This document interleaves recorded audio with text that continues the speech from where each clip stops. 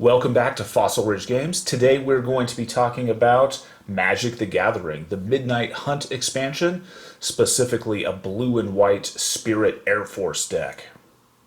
Blue and white have traditionally contained a lot of flying creatures, and these can be small creatures all the way up to big elementals or even angels that are present in the deck.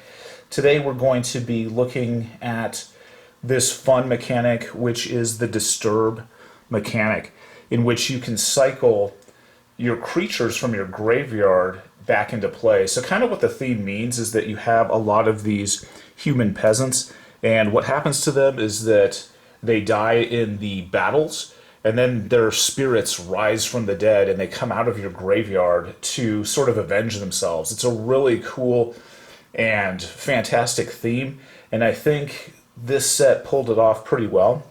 So I'm going to walk you through how it actually works. So this creature on the left, it's just a normal 2/1 creature, but when it dies and goes to the graveyard, you can pay it and play it back by using this Disturb effect. So in this case, you can pay 1 blue, 1 white, and a colorless mana, and when it comes from your graveyard, it's going to flip over into its right-hand version, and it becomes the Departed Soulkeeper. So a couple things to note for this deck is that when these spirits come back, they're going to be flying. So you're going to have sort of like a ground force of peasants, and then over the course of the game, they're going to morph as they become disturbed, and you bring them back from the dead. They're going to turn into these vengeful spirits on the right. So slowly you're going to build up a pretty large-scale air force that is really, really difficult for your enemies to deal with, because pretty much your whole entire sort of mid to end game creature sort of horde is going to be flying. Very dangerous, very aggressive theme, and it's super fun. So over the course of this video, I'm going to show you some of the cards that synergize well with this strategy, and I recommend putting anywhere from 2 to 4 of these cards into your deck. Obviously, with your collection, you'll have different numbers of different cards, but I think all of the following cards work really well with this theme, and it's a lot of fun to play. Let's start with the multicolor cards that work well with this deck. We've already talked about the Devoted Graphkeeper on the left-hand side of the screen. One thing we didn't mention is that when this thing comes into play, you're going to mill 2 cards. What that means is that you just take 2 cards from the top of your draw deck and they end up in your discard pile. Now, you might wonder why you're doing that. Well, anything that ends up in your discard pile can be played later by using the Disturb effect.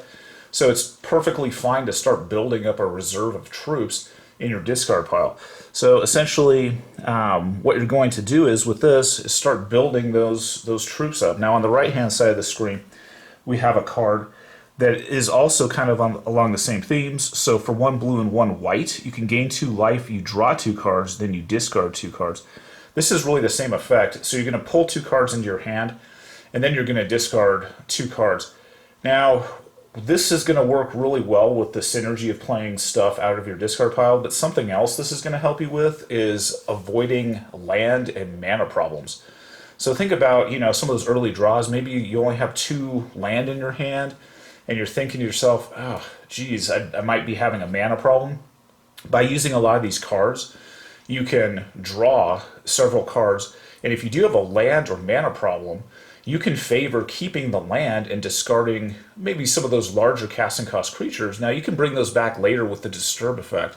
So something I found with this deck that was absolutely fantastic, I had no mana bogdowns. I played this deck numerous times against numerous test decks, and it worked really, really well. So if you're the type of player that gets kind of frustrated with mana bogdown, which I do sometimes as I've been playing this game forever, this is definitely a deck for you because you can avoid a lot of these mana problems. So think about keeping Faithful Mending in your deck. It's a really good way to kind of cycle through your deck, get what you want, and avoid mana problems. Now let's get on to the Unruly Mob.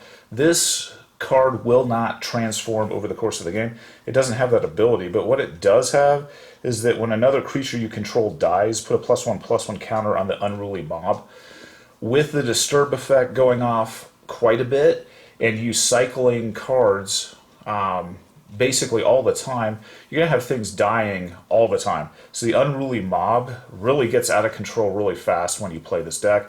Don't be afraid to block and soak up damage with your peasants, And when they do die, the unruly mob will grow. So keep your unruly mob kind of safe for the first couple of hits, and then it's going to start getting bigger and bigger and bigger. And it wasn't uncommon to see these things in the 4/4 to 5/5 range over the course of the game, and it really wasn't that hard to build them up. And for a 2-mana casting cost creature, it's a good buy at the beginning of the game. By constantly cycling creatures in and out of play, you can really make a big win with the Lunarch Veteran. This creature will give you a +1 life every time you bring something back into the battlefield.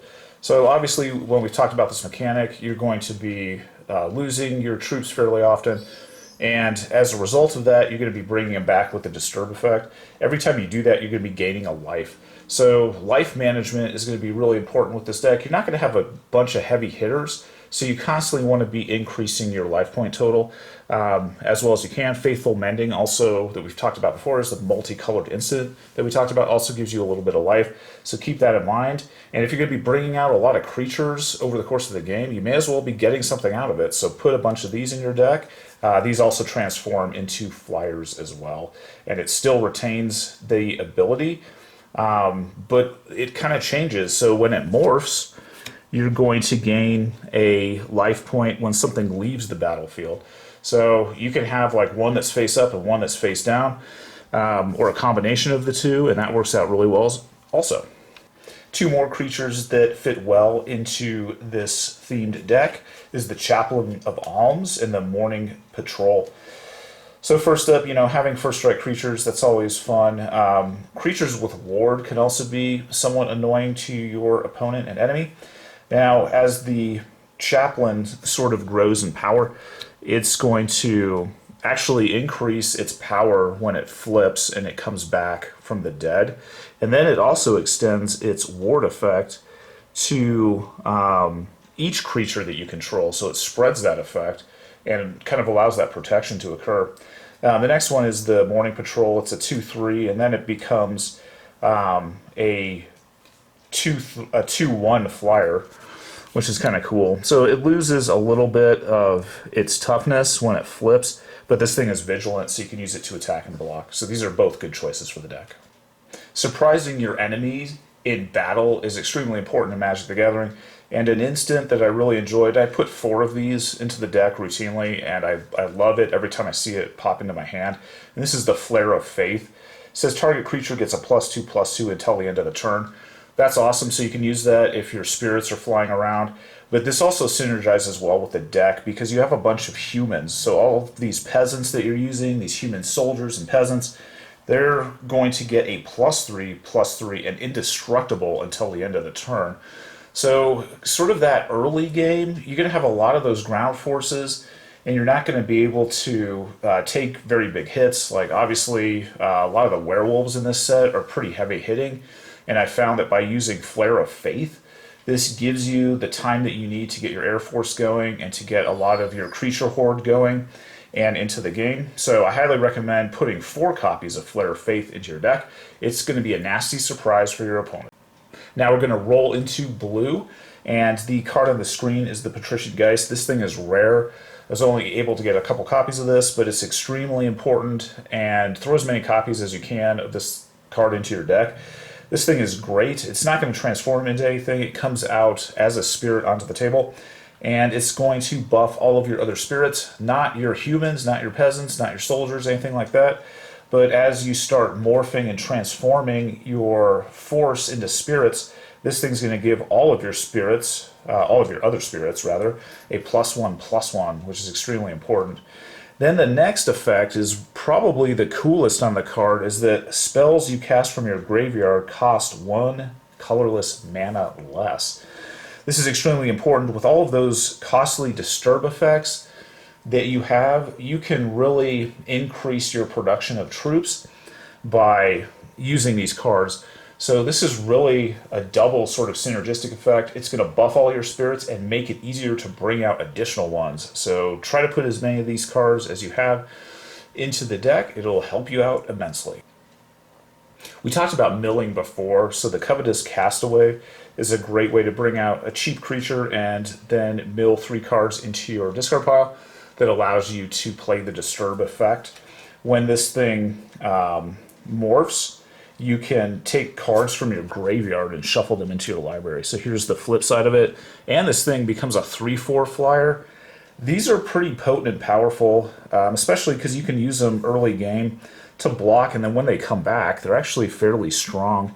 And I think it's pretty cool. And then the other thing too is shuffling those cards from your graveyard back into your library kind of gives you the ability to, redraw. And if you lost something that you kind of want, and maybe it's those Patricia Geist, if they get wiped out and wasted, you can pull them from your discard pile and then shuffle them back into your draw deck, which is fantastic. Then the one on the other side is going to be the Overwhelmed Archivist, and it's going to allow you to do kind of that card cycling thing that we talked about. So you're going to draw a card, and then you're going to discard a card. And then when this thing flips, it's pretty cool, is it's going to trigger that event all the time. So it says whenever the haunt attacks, you draw a card, then you discard a card. So you're going to constantly be supporting this theme in the deck. This one, though, is going to get a little bit weaker when it comes out, and that's kind of uncharacteristic, but it does have a pretty cool effect when you do attack with it. Shipwreck Sifters are very similar to the Unruly Mob, as they're going to be building up +1/+1 tokens over the course of the game. Now, its first effect is that when you bring the Sifter into the battlefield, you draw a card, then you discard a card. So we've seen this effect over and over again with multiple cards in this deck and this theme. But secondarily, when you discard a spirit card or a card with Disturb, put a +1/+1 counter on the Shipwreck Sifters.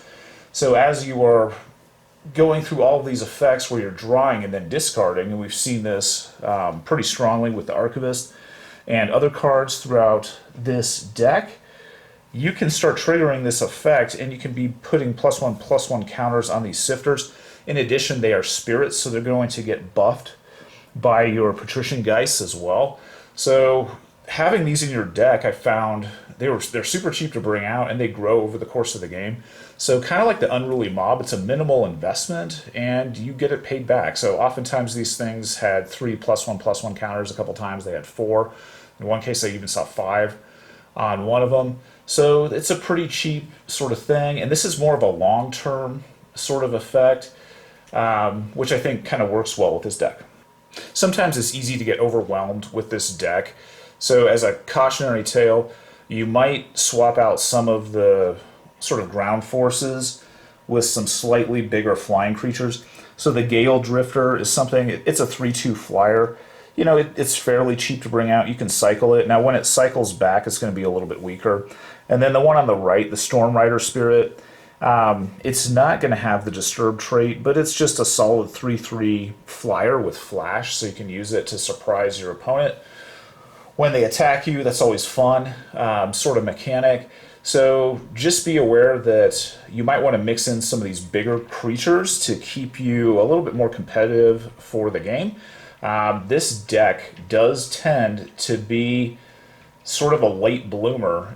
What that means is that you can survive the early game and the mid game pretty well with this, but you don't really start building up your offense until like the mid to end game, and thus this could be a little bit slow of a startup. So it's easy to get overwhelmed by big, heavy-hitting creatures. Just keep that in mind. Also, too, if you're the type of player that's a little bit more impulsive and very, very aggressive, you like wiping out your opponents very quickly with a flurry of attacks, this deck probably isn't for you. This deck is more of a strategic deck that builds power over time, and you're going to win a lot of the games if you play this strategy, but if you get impulsive and you get frustrated, that's where you're going to start making mistakes. So this deck is really geared for somebody with that sort of longer end game strategy in mind, which is totally fine. So if you like something that's fast and heavy hitting, I just did a werewolf deck maybe 2 weeks ago on this, or a week or two ago, so go ahead and check that out. If you are a more strategic player, this might be a better sort of card mix for you to play.